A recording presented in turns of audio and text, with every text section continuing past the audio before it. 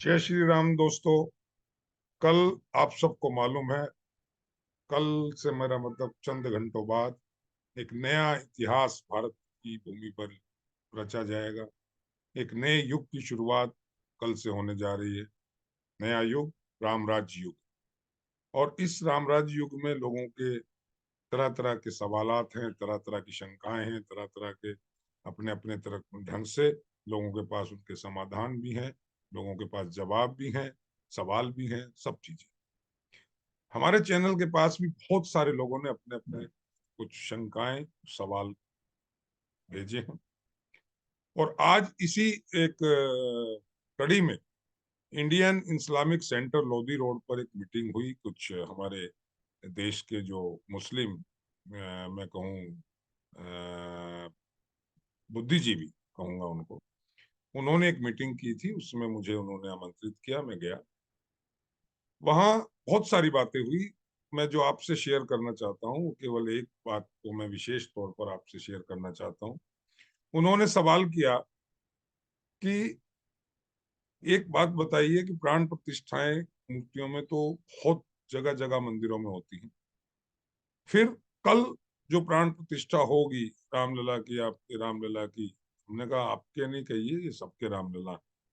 चलिए खैर, वो एक अलग मुद्दा था। तो रामलला की जो प्राण प्रतिष्ठा की होगी, उनके विग्रह की, उनकी जो बाल रूप की जो मूर्ति है उसकी, इसको लेकर के इतना विशेष क्या है? क्यों इसको इतना प्रोपोगेंडा किया जा रहा है? कहीं ये राजनीति से प्रेरित तो नहीं है? कहीं इसमें कोई राजनीति तो नहीं है? हम तो राजनीति देखते हैं। आप बताइए। तो जो मैंने जवाब ईश्वर की कृपा से मेरे दिमाग में उस वक्त आया, मैं वही आपसे साझा कर रहा हूं। मैंने उनसे एक बात कही कि क्या आप जहां आपने जन्म लिया, उस जन्म भूमि पर जहां आपने पहली अपनी जो आपकी किलकारी की गूंज पहली गूंजी थी, जहां आपने पहला रुदन किया था जीवन का, क्या आप उस जन्म भूमि पर कभी गए? आप वहीं रहते हैं, एक अलग बात। आप कल्पना करिए कि आप किसी सुदूर देश के किसी गांव में पैदा हुए, आपका जन्म किसी गांव में हुआ, और पहले तो कुछ वर्षों से पहले तक ज्यादातर लोगों का जन्म घर में ही हुआ। और घर के जिस कमरे में, जिस कक्ष में, जिस पोर्शन में आपका जन्म हुआ, वो आपकी जन्म भूमि हो गई। या वो पूरा घर, पूरा आंगन, पूरा जो प्रांगण है, उसको आप जन्म भूमि मान सकते। अगर कल्पना करिए कि आप 20 साल बाद, 40 साल बाद आप अपनी उस जन्म भूमि पर जाते हैं, तो वहां कभी जाइए और वहां कुछ पल मौन होकर के अपनी स्मृति को अतीत में ले जाइए और कल्पना कीजिए कि आपका जन्म हुआ है यहाँ, और आपका क्या उस वक्त बाल रूप रहा होगा, क्या माहौल रहा होगा। आप चंद पलों के लिए केवल उस चीज को सोचिए और उस एहसास को जिए। आप लोग उसको जिए केवल चंद पलों के लिए, तो आपको पता लगेगा कि हमारे आराध्य राम, हमारे आदर्श पुरुष, हमारे पूर्ण पुरुष राम ने जहां जिस जगह पर जन्म लिया, जिस गर्भगृह की जिसकी बात हो रही है उसमें जन्म लिया, जब राम वहां लौटे हैं 500 लगभग 28 साल के बाद, 528 वर्षों के बाद, उनकी मनोस्थिति क्या होगी, उनके अनुयायियों की, उनके जो फॉलोअर्स हैं उनकी मनोस्थिति क्या होगी, ये आपको शब्दों में मैं भी एक्सप्लेन शायद ना कर पाऊं और आप समझ भी ना पाए, क्योंकि ये एहसास की, इसका एहसास कैसा होता है, ये केवल और केवल वो जान सकता है जो अपनी जन्म भूमि पर कभी जाता हो। नहीं गए हो तो जाकर देखिए और उस एहसास में जिए, उसमें जीने की कोशिश करें कुछ पल के लिए ही सही। आपके अंदर एक ऐसी भावनाएं पैदा होंगी, ऐसे आपको अंदर से एक आह्लाद पैदा होगा उस जन्म भूमि को देख करके, उस जन्म भूमि पर खड़े होकर के, उसको स्पर्श कर करके, और अगर हो सके तो उसको जरा आपकी भाषा में सजदा कहूं, अपनी भाषा में दंडवत प्रणाम कहूं, करके देखिएगा।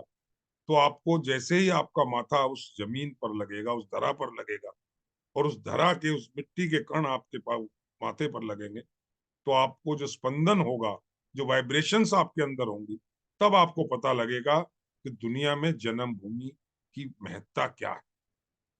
दोस्तों, आप सबको शायद मालूम भी होगा, मैं केवल रिमाइंड करा रहा हूं। भगवान श्री राम जब वनवास के लिए गए तो अपने साथ अयोध्या की मिट्टी एक पोटली में बांध कर ले गए, और जहां भी वो रहे, जिस भी पर्णकुटी में रहे, कहीं भी रहे, उन्होंने उस मिट्टी को वहां स्थापित किया और उसी की आराधना की। उन्होंने कहा, जननी जन्म भूमि स्वर्गादपि करियसि। उन्होंने लक्ष्मण जी से ने जब उनसे कौतूहलवश पूछा कि आप क्या करते, क्यों लाए, तो उन्होंने कहा कि जननी जन्मभूमि मेरे लिए स्वर्ग से बढ़कर है, ये स्वर्ग, उसके आगे कुछ नहीं। तो दोस्तों, जन्मभूमि का एहसास उसको होता है जिसने जन्मभूमि पर बहुत वर्षों बाद कभी कोई गया हो और उसने उस एहसास को जिया हो। तो दोस्तों, ये मुझे भगवान राम से प्रेरणा मिली, इसका जवाब मैंने लगभग ऐसा ही दिया। बिल्कुल अक्षर से उस वक्त की क्या बात थी वो तो शायद मैं ट्रांसलेट नहीं कर पा रहा हूँ, या संभव नहीं है, लेकिन लबो लबाब यही था कि जन्मभूमि पर जब प्राण प्रतिष्ठा होगी और ये पता लगे कि यही एग्जैक्ट वही जगह है जहां श्री भगवान राम का जन्म हुआ था, तो उसका जो आह्लाद है, उसकी जो जो जो उसकी भावनाएं हैं, जो भावनाओं का सैलाब है, जो आस्थाओं का सैलाब है, वो शब्दों में बयां हो जाए, ऐसे शब्द किसी भी डिक्शनरी में नहीं बने, किसी भी शब्दकोश में नहीं बने। तो दोस्तों, मैं इस बहाने से, ये जो मैं आपको दृष्टांत बताया आज का, आपसे भी मैं गुजारिश करूंगा कि इस पल को कल तो आप जिएंगे ही। हो सके, अगर आप किसी गांव में पैदा हुए हैं, किसी भी जिस शहर में रहे उससे कहीं दूर आप कहीं आपका जन्म हुआ है, तो आप उस जन्मभूमि पर जरूर जाइए, देखिएगा जाकर के, एहसास कीजिएगा जाकर के। शायद वो एहसास आपको कहीं और नहीं मिलेगा, पूरे विश्व में तो नहीं मिलेगा, ऊपर की तो मैं जानता नहीं, लेकिन भगवान श्री राम ने अगर ये कहा है कि स्वर्ग से भी बढ़कर जन्मभूमि है, जन्मभूमि की माटी है, तो इसके कोई मायने हैं। तो दोस्तों, कल जन्मभूमि पर प्राण प्रतिष्ठा समारोह है। हर वो इंसान जो भगवान राम को आदर्श मानता है, जो भगवान राम को अपना आराध्य मानता है, जो भगवान राम को पूर्ण पुरुष के रूप में पूजता है, उसको एक आह्लाद है अंदर से, एक उत्साह है उसके अंदर, और उसी उत्साह और आह्लाद के कारण ये पूरा देश आज राम में।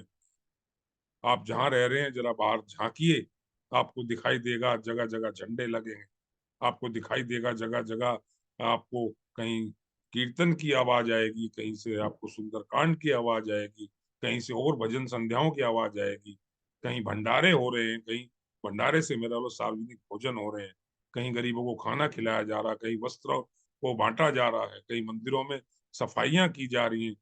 मेरे राम आएंगे, हमारे राम आएंगे। राम न केवल मेरे हैं, राम न केवल आपके हैं, राम जन जन के हैं। मैं अपनी हर वीडियो में एक बात कहता हूं कि राम किसी एक के नहीं है, राम किसी परिधि के मोहताज नहीं है, राम सर्वव्यापक। राम की कोई उपमा हो जाए ऐसा भी नहीं, राम अनुपम है। राम मेरे पूज्य हैं, आपके पूज्य हो सकते हैं, किसी और के पूज्य हो सकते हैं, आराध्य हो सकते हैं, आदर्श पुरुष हो सकते हैं। राम विश्वास है, राम आस्था है, राम भक्ति है, राम शिक्षा है। क्या नहीं है राम? राम दुख है, राम सुख है, राम अनुभूति है, एहसास है, राम वाणी है, राम मौन है, राम केवल राम। राम मेरे भीतर है, आपके भीतर है, और जो ये कहते हैं कि राम नहीं है, वो कोशिश करें अपने भीतर झांकने की, उनके अंदर भी राम। राम कण कण में व्याप्त है। राम हिंदू संस्कृति में की हर कण में व्याप्त है, हर जगह में व्याप्त है, हर सर्वत्र है, राम सर्वत्र है। राम साकार भी है, राम निराकार भी। राम राम मेरे दोस्तों, राम के बारे में बहुत बड़े बड़े संतों ने, विद्वानों ने बहुत व्याख्यान दिए हैं। मैं तो एक साधारण सा आदमी, बिल्कुल साधारणतम और व्यवसाय से अधिवक्ता हूँ। आपका छोटा भाई, बड़ा भाई, जो आप माने, मैं आपका मित्र। मैं राम की महिमा तो गान नहीं कर सकता, इतनी माँ सरस्वती की कृपा शायद मुझ में नहीं है। लेकिन बस इतना जानता हूं कि राम भक्ति है, राम श्रद्धा है, राम वो है जो हम नहीं समझ सकते। राम हमारी कल्पनाओं से परे हैं, राम हमारी कल्पनाओं में भी है। राम उत्तर में है, राम पूर्व में है, राम दक्षिण में है, राम पश्चिम में है, राम सब जगह है। राम जल में है, राम थल में है, राम व्योम में है, राम पाताल में। और ऐसे राम जिनकी प्राण प्रतिष्ठा का कल समारोह, और हमारे जीवन की अब तक की सबसे बड़ी अगर कोई खुशी हुई है, खुशी का जो अवसर आया है, वो यही। हमारे आने वाली पीढ़ियां पूछा करेंगी कि जिस दिन अयोध्या में राम लला की मूर्ति का प्राण प्रतिष्ठा हो रही थी, आप कहाँ थे? आप में से कुछ लोग कह सकते हैं हम अयोध्या में ही थे, हम जैसे कुछ लोग कह सकते हैं हम टीवी के सामने बैठे थे, कुछ लोग कह सकते हैं मंदिर में भजन कर रहे थे, कुछ लोग कह सकते हैं हम दिए जला रहे थे, कुछ लोग कह सकते हैं कि हम भजन कर रहे थे, हम राम के आनंद में हम मग्न होकर नृत्य कर रहे थे। जवाब तो सबके पास होगा। ये जो राम में हो गया है पूरा भारत, ये साधारण घटना नहीं है, ये युग परिवर्तन की दस्तखत है, ये दस्तक है, नोट दस्तखत, दस्तक है ये नॉकिंग है, नॉकिंग। एक युग बदल रहा है और इस युग के बदलने में हम सब साक्षी हैं, दृष्टा हैं, सहयोगी हैं।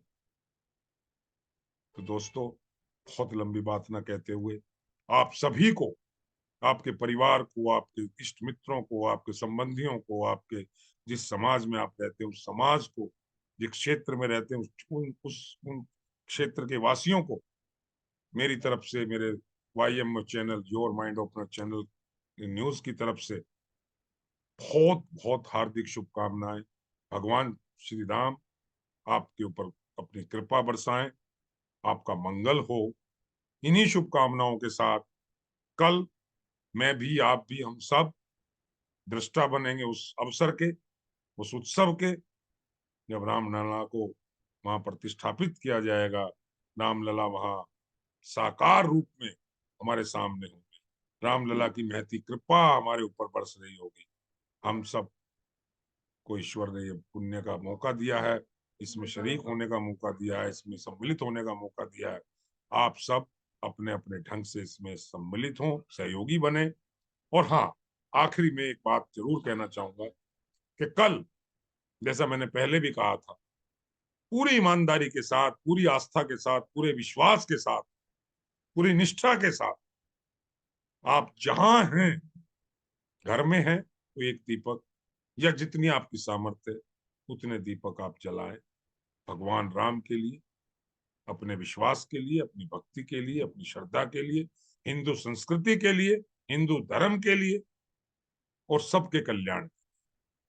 एटलीस्ट एक दीपक अपने घर पर, अपने कार्यस्थल पर, जहां भी आप हो, जहां संभव हो, एक दीप जरूर जलाएं। कल की जो दीपावली है वो शायद आपके जीवन में अभी तक नहीं आई, मेरे जीवन में भी नहीं आई। कल की जो दीपावली है वो वाकई में सत्य की दीपावली है, सच की दीपावली है। और ऐसी दीपावली में हम सहयोगी ना बने, ऐसा हो ही नहीं सकता, होना भी नहीं चाहिए दोस्तों। और अधिक क्या कहूं, बस मन गदगद है, उत्साहित है, और अंदर से आवाज निकल रही है, हे राम जल्दी आओ, हे राम शीघ्र आओ, अपने उसी उच्च स्थान पर विराजमान हो जाओ जहां आपको बैठने के लिए, जहां आपको स्थापित होने में 528 वर्षों से ज्यादा का समय लग गया। ये हमारी कमी थी, हम किसी और की कमी नहीं कह रहे हैं। हम केवल ये कह रहे हैं, हमारी गलतियों को, हमारे जो भी त्रुटियां हमसे हुई उसके लिए हमें क्षमा करें भगवान श्री राम। और अपनी पूर्ण वैभव के साथ पूर्ण कृपा बरसाते हुए अपने जन्म स्थान पर स्थापित वहां विराजमान हो और वहीं से पूरे देश को नहीं, पूरे राष्ट्र को ही नहीं, पूरे विश्व को अपनी कृपा बरसाएं, अपना आशीर्वाद दें, ताकि पूरे विश्व में शांति हो, भाईचारा हो, सद्भावना हो और कहीं कोई दुखी ना हो। ये ऐसी मंगल कामनाएं, ऐसी अभिलाषाएं हम रखते हैं। इन्हीं सब शब्दों के साथ दोस्तों, जय श्री राम, जय श्री राम, जय श्री